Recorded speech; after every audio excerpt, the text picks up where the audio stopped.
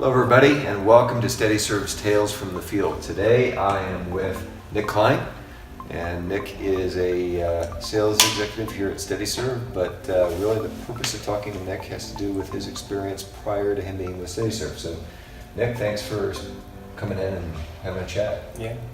So you worked in the on-premise space before you came to SteadyServ, is that correct? For 15 years, yeah.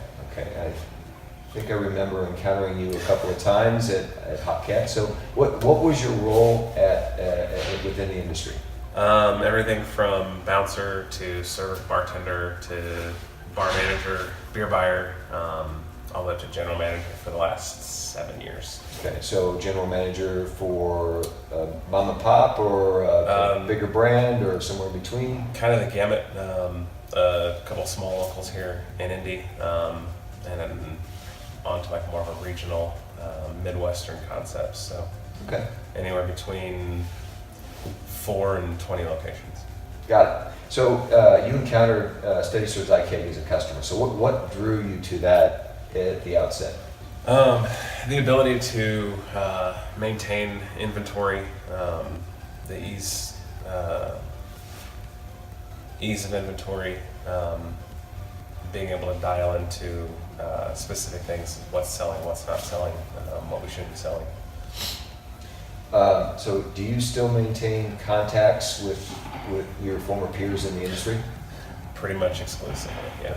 Okay. So in your dialogue with other GMs or AGMs or beer buyers? The whole gamut, yeah. So in their opinion, over the last couple of years, has it gotten easier, harder, or has it remained the same in terms of managing their bar business? Exponentially harder. The beer industry has grown and flourished so much that there's so much noise.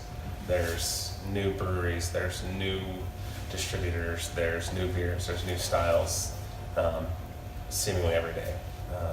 So you can imagine it's the same one person, but getting 10 times the information.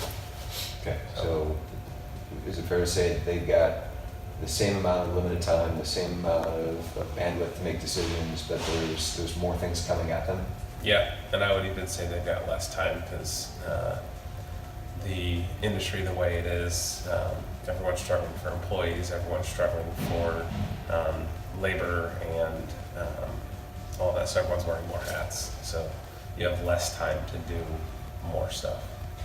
From a retailer's perspective, what is it that iKeg and Forecast, which are the SteadyServ products, what does it deliver that they're not going to be able to get either from a standard digital menu or from doing it the old-fashioned way, which is just guessing brute force?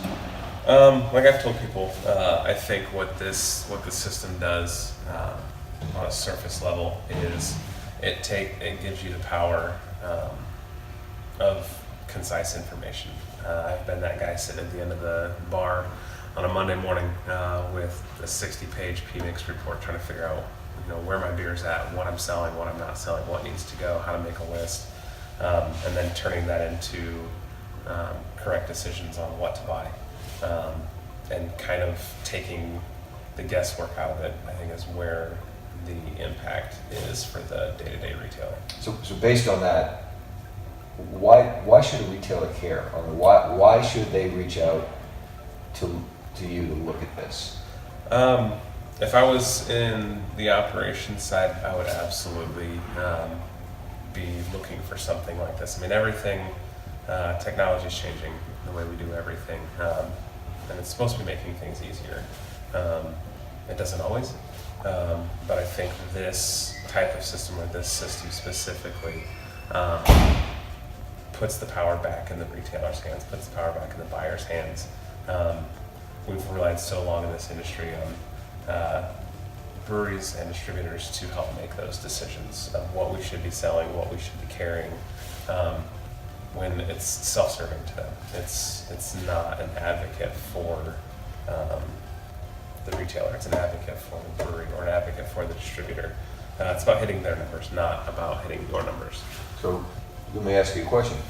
When a salesperson shows up that maybe works for a brewery or for a distributor, do you think that are they armed with the right intelligence to help them make Because they're not really their adversary. They're really, while they are there to try and help, they're there to sell something. I mean, there's a lot of good people that work for those establishments that want to try and help the retailer put the best beers on tap as possible. So the question is, in the 15 years that you worked on the other side of the bar, did they have that information when they came in to see you?